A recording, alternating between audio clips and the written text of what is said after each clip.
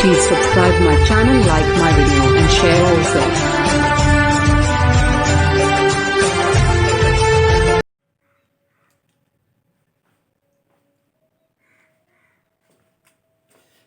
जय हिंद दोस्तों, स्वागत है आप सभी का आपके अपने YouTube channel tricky math solution मेरे अवसर में। तो दोस्तों आज हम लोग एक अलग ही टॉपिक लेकर आए हुए हैं, क्योंकि आप देख ही रहे इस टाइम हम लोगों के देश के ऊपर काफ़ी आपदा आई हुई है, साथ ही साथ अन्य देश में भी है। तो इन सभी चीज़ों को देखते हुए एक निराकरण किया गया है। सबसे पहले हम जनगणना से समझेंगे। और आपको पता है कि जनगणना 2011 यानी हर 10 साल पे एक बार की जाती है। तो इस जनगणना से रिलेटेड हम लोग आज लिंगानुपात से लेकर के और कौन से राज्य में कितनी जनसंख्या है, कितनी पुरुषों की है, कितनी महिलाओं की है, और साथ ही साथ किस राज्य की साक्षरता दर अधिक है, इन सभी चीज़ों के बारे में अध्ययन करेंगे। और ये जो जनगणना से रिलेटेड हम लोग टॉपिक आज बना रहे हैं, ये उत्तर प्रदेश के साथ साथ अन्य जितने भी राज्य हैं उन सभी से रिलेटेड जितने भी परीक्षाएं होती हैं उनमें काफ़ी मोस्ट इम्पॉर्टेंट रहेगा, काफ़ी महत्वपूर्ण रहेगा। तो प्लीज़ मेरा रिक्वेस्ट रहेगा कि आप इस वीडियो को लास्ट तक देखिए। कम से कम 5-6 क्वेश्चन तो जरूर ऐसे मिलेंगे जो हर एक राज्य में क्वेश्चन जरूर सेट करेगा इससे। तो चलिए देखते हैं जनगणना से रिलेटेड क्या है। सबसे पहले ये बात लिखी गई, केंद्र व राज्य स्तरीय परीक्षाओं के लिए बहुत ही मोस्ट इम्पॉर्टेंट यानी महत्वपूर्ण है। तो आइए पहले भारत की जनगणना जो है इसके बारे में समझते हैं। तो दिया गया है कि भारत में जनगणना की शुरुआत सर्वप्रथम लॉर्ड मेयो ने सन 1872 में स्टार्ट किया, चालू किया, और उसके बाद से नियमित रूप से ये जनगणना जो है 1881 ईस्वी से लॉर्ड रिपर ने तैयार किया, चलाना प्रारंभ किया। होता क्या है फिर, विश्व में अगर सर्वप्रथम जनगणना कराने की जो श्रेय जाता है वो स्वीडन एक देश है, वहां की जाती है, जिन्होंने सन 1749 ईस्वी में अपनी देश की सारी जनसंख्या को काउंट करवाया था, गिनती करवाया था, गणना करवाया था। उसके बाद वर्ष 2011 में 15वीं जनगणना हुई, मतलब 15वीं बार जनगणना हुई, और वो स्वतंत्र भारत की 7वीं जनगणना मानी जाती है। यानी भारत जब 15 अगस्त सन 1947 को आज़ाद हुआ, उसके बाद से हम लोग 7 बार जनगणना करा चुके हैं। और आप समझ सकते हैं कि हर 10 साल पे एक बार जनगणना होती है, तो इसका मतलब ये है कि 70 साल हो गए, और इस 70 साल में हम लोगों ने क्या किया है, 10 बार जनगणना अपने स्वतंत्र भारत में करवाया है। अगला, भारत विश्व का सबसे युवा देश माना जाता है। यहाँ पे सीखने से लेकर के और हर एक प्रकार की वस्तुओं को बनाने, यानी मतलब कहा जाए कि एक्टिविटी काफ़ी ज़्यादा रहती है, उत्तेजना काफ़ी ज़्यादा रहता है, सक्रिय माना जाता है इस देश को। और इसमें युवाओं की जो दी गई है औसत, वो दिया गया कि 2020 में भारतीयों की जो औसत उम्र रहेगी वो 29 साल हो जाएगी। ठीक है, 29 वर्ष। भारतीय संविधान की धारा 246 के अनुसार देश की जनगणना कराने का दायित्व संघ सरकार को दिया गया है।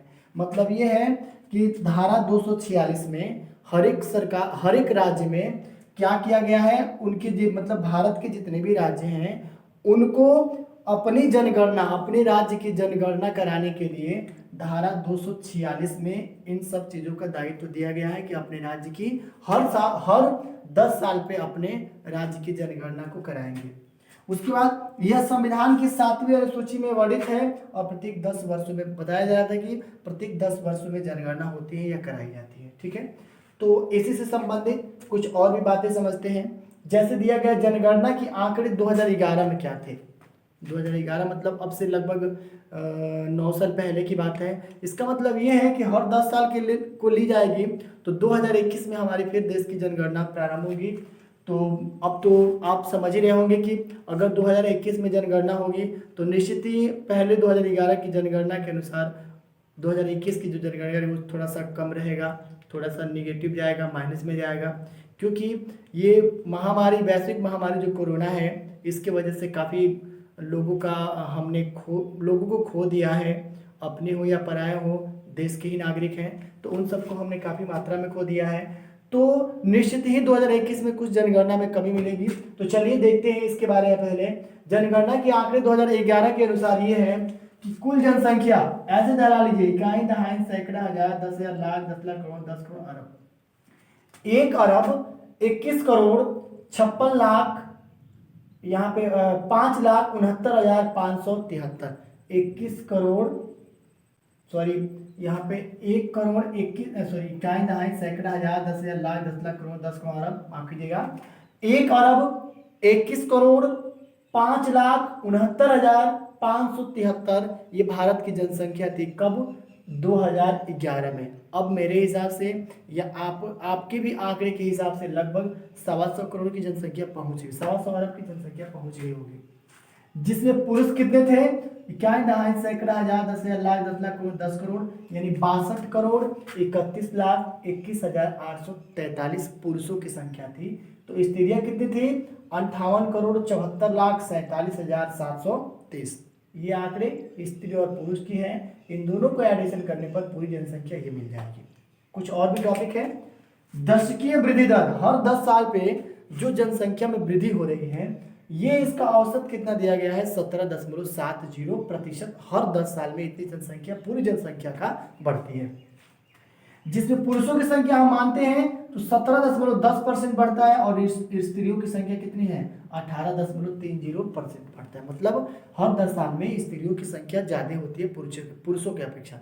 लेकिन इसका भी एक अपवाद नीचे है, देख सकते हैं आप कि एक और चीज, साक्षरता दर देखी जाए तो ये आपका भारत का 73.0% दिया गया है, मतलब 73% है, जिसमें पुरुष हैं 80.9% और स्त्रियां 64.6%। यानी शिक्षा के मायने में स्त्रियां पुरुषों की अपेक्षा क्या है? कम है थोड़ा सा।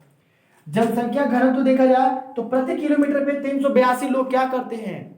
बसे रहते हैं। यानी प्रति किमी दिया गया जनसंख्या घनत्वता में 382 और लिंगानुपात प्रति 1000 पुरुष पे 919। मतलब समझ सकते हैं कि ये जो गर्भ में छोटी छोटी बच्चियों को मारने की जो प्रक्रिया चल रही है, सरकार ने इस पर काफी रोकथाम भी लगाया है। और मेरे हिसाब से या आपके हिसाब से भी इन सब में समर्थन करना चाहिए कि ये सब काम रुके, भ्रूण हत्या न हो, चाहे स्त्री हो या पुरुष, आई मीन गर्भ में बच्चा हो या बच्चे, इनकी समानता एक देनी चाहिए हम सबको। अगर ये लिंगानुपात जितना कम होगा उतना ही परेशानियां पुरुषों को बढ़ती जाएगी। आप समझ सकते हैं 1000 पुरुष रहेंगे, उनके ऊपर 919 लड़कियां 1900 महिलाएं होती हैं। तो पुरुषों की अपेक्षा लड़कियां या औरतें कम हैं तो निश्चित रूप से परेशानी हो सकती है। और लिंगानुपात आयु 0 से 6 साल, मतलब 0 से लेकर के 6 साल की उम्र तक यहाँ पे कुछ इंक्रीजिंग देख सकते हैं। मतलब 1000 पुरुषों पे 943 लड़की या स्त्रियां हैं। तो आप समझ सकते हैं कि धीरे धीरे जो महिलाओं के उत्थान में कमी आ रही है, ये सिर्फ हम सबका, आप सबका सहयोग की वजह से ऐसा हो रहा है। ऐसा आप हरगिज ना करें। बेटी हो या बेटा, सबको इस दुनिया में आने का अधिकार है। तो मेरा आप सबसे हाथ जोड़कर प्रार्थना भी रहेगा कि आप इस पे विशेष तौर से ध्यान दीजिए। जितने पुरुष हैं उतने से विशेष तौर से प्रयास ये किया जाए कि महिलाओं की संख्या अधिक हो। अगर ये सब होता रहेगा तो मेरे हिसाब से जो ये कहीं कहीं पे खबरों में सुनने को मिलता है, रेप से रिलेटेड, दुष्कर्म से रिलेटेड, ये सभी क्रियाएं बिल्कुल रुक सकती हैं। तो मेरा ये प्रार्थना रहेगा कि भ्रूण हत्या को आप सब रोकिए, सरकार को सहयोग कीजिए। बेटी है या बेटा, सबको इस दुनिया में आने का हक है, सबको जीवित रहने का हक है। तो प्लीज़ इस चीज़ पे आप लोग ध्यान दीजिए। तो ये था जनगणना के आंकड़े। आइए हम लोग देखते हैं कि कौन से राज्य में कितनी जनसंख्या है और उस राज्य की साक्षरता दर क्या है, वहाँ कितनी महिलाएं हैं और कितने पुरुष हैं। आइए, इसको आप चाहेंगे तो नोट्स भी बना सकते हैं, स्क्रीनशॉट ले लीजिए। अभी देखते हैं इसके आगे।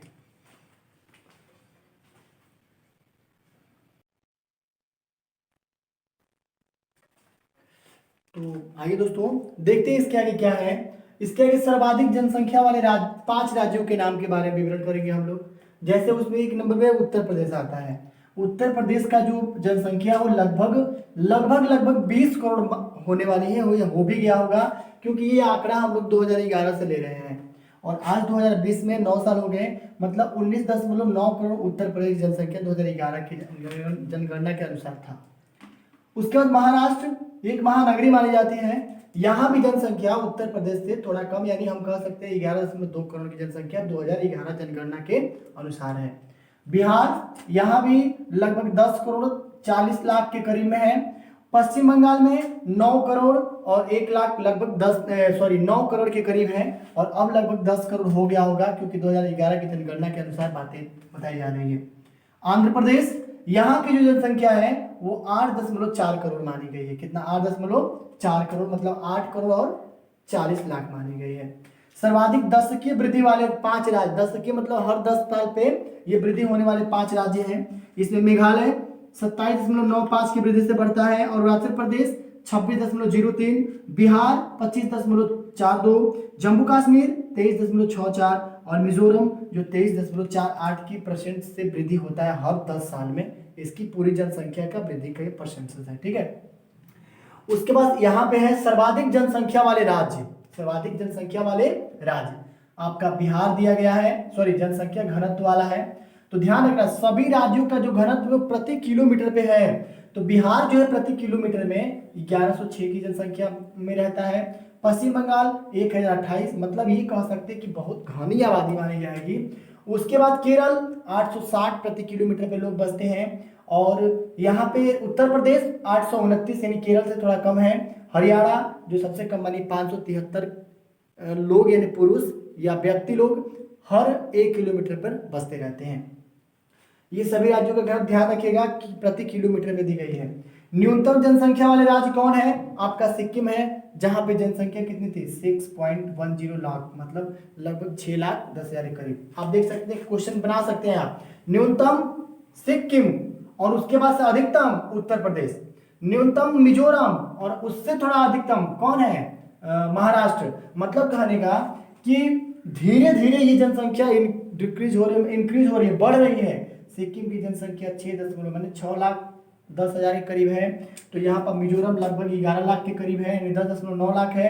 और अरुणाचल प्रदेश है, इनका 13.8 लाख है। गोवा 14.5 लाख है, और नागालैंड 19.7 लाख। मतलब न्यूनतम जनसंख्या वाले ये 5 राज्य हैं। ठीक है, उसके बाद यहाँ सर्वाधिक साक्षर जो राज्य है, सबसे ज्यादा पढ़े लिखे लोग, सबसे ज्यादा ज्ञानी विद्वान लोग कहाँ पे हैं? तो पहला आपका केरल। आप समझते भी केरल से लगभग ज्यादा IAS की परीक्षा क्वालिफाई करने वाली महिला और पुरुष होते हैं, DM ज्यादा, SDM सब बनते हैं। केरल जहाँ की साक्षरता दर हम ये कह सकते हैं कि वो लगभग 94% है। 100 लोगों को खड़ा किया जाएगा तो उसमें लगभग 94 लोग पढ़े लिखे मिलेंगे आपको।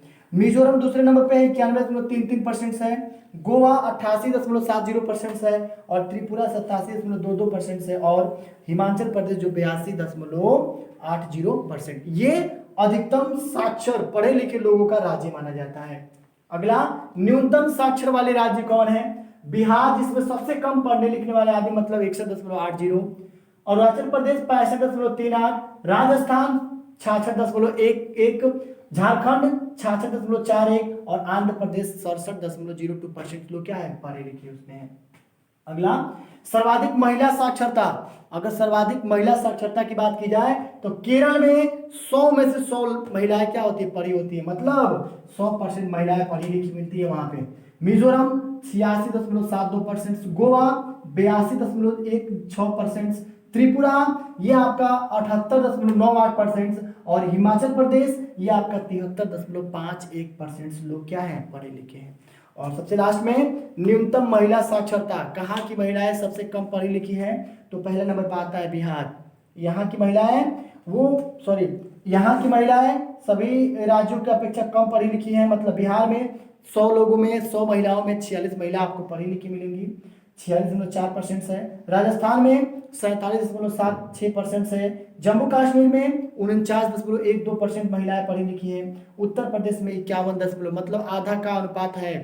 हम लोग जिस राज्य में हैं, यहाँ का अनुपात जो महिला और पुरुष को देखी जाए तो 100 लोगों में 50 महिलाएं, 100 महिलाओं में 50 पढ़ी लिखी मिलेंगी और 50 अनपढ़ मिलेंगी। यानी उत्तर प्रदेश में 51.36%, और झारखंड में 52.04। ये अगर वीडियोज में नहीं दिख रहे होंगे तो प्लीज यहाँ पे देख सकते हैं। झारखंड में यहाँ पे लिख सकते हैं 52.04% महिलाएं क्या होती हैं? न पढ़ी लिखी होती है। अर्थात ये कह सकते हैं कि न्यूनतम दर आपका 52.04, मतलब 48.08 महिलाएं जो होती है, 47.08 महिलाएं जो होती हैं वो कम पढ़ी लिखी होती है, अनपढ़ के बराबर रहती है। तो ये था जनगणना 2011 से संबंधित पूरी बातें, और आशा करते हैं कि ये जितने भी टॉपिक बताए गए हैं आपको, आपके लिए बहुत ही मोस्ट इम्पॉर्टेंट है। हर एक परीक्षा में एक जनगणना से रिलेटेड जरूर क्वेश्चन पूछता है, तो प्लीज़ इस क्वेश्चन को लाइक कीजिए, इस टॉपिक को लाइक कीजिए, अपने दोस्तों में शेयर भी कीजिए, और पहली बार मेरे चैनल पे तो मेरे चैनल को सब्सक्राइब भी कीजिए। ऐसे ही सहयोग बनाते रहिए आपके लिए फिर नेक्स्ट पार्ट में जनसंख्या से रिलेटेड, लिंगानुपात से संबंधित या हर एक राज्य का अलग अलग डिस्क्राइब अर्थात विस्तार पूर्वक हम वीडियो बनाकर लाते रहेंगे। तब तक के लिए धन्यवाद। जय हिंद, जय भारत, नमस्कार।